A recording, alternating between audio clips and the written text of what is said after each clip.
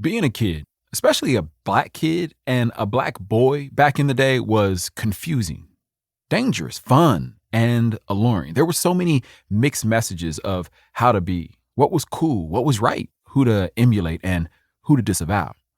We were court chasing, hoop dreamers, and starter jacket wearing block dwellers who debated and acted out iconic scenes from the greatest movies, television shows, and music videos ever made, all while staying or trying to stay alert to the presence of crack cocaine, gang violence, the ever-present threat of police violence, and an overzealous government that made overpopulating prisons with young black men its mission. Every day there was a new threat to our safety, and every day the stakes felt higher than the day before.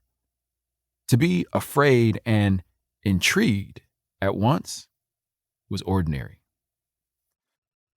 I came of age in a wild time. I know every person in the history of the world has said that the era they grew up in was iconic. But when you're an 80s baby who came of age in the 90s and you say it, it hits a little different.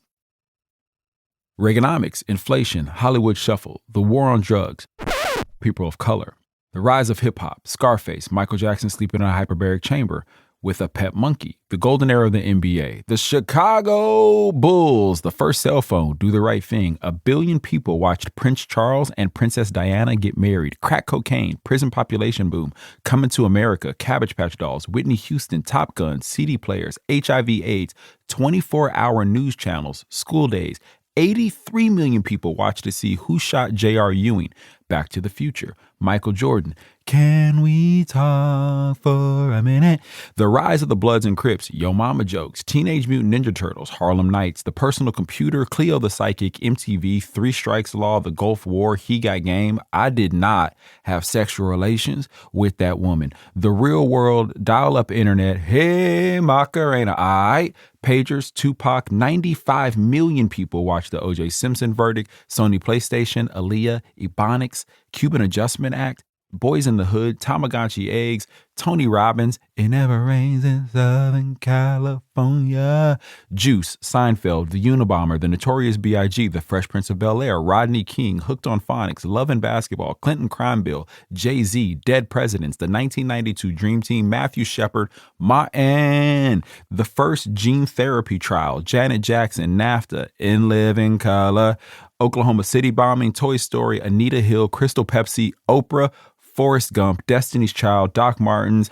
Living Single, Jeffrey Dahmer, Clueless, I Got the Hookup, Holly If You Hear Me, Pogs, Jurassic Park, Lauryn Hill, Fight Club, Mariah Carey, FUBU, Wu-Tang Forever.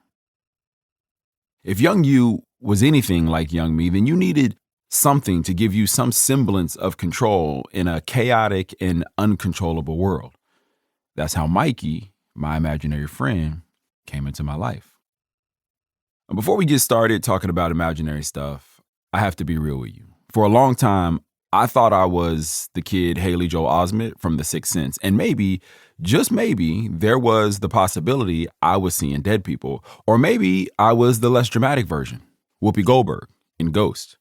Perhaps Mikey was my Patrick Swayze, and when you're 5 or any age, the last thing you want is to feel someone who isn't really there wrapping their arms around you while you're sitting at a pottery wheel. Nobody wants that superpower. As I got older, I realized I wasn't seeing dead people after all, but instead, I had an imaginary friend that felt more like an older brother. I decided I wanted to understand what an imaginary friend actually is. Was Mikey a past life version of me? Did my soul split into two? Was this very stylish and charming person part of me? Or maybe it was a person from a parallel universe, a person I wanted to be?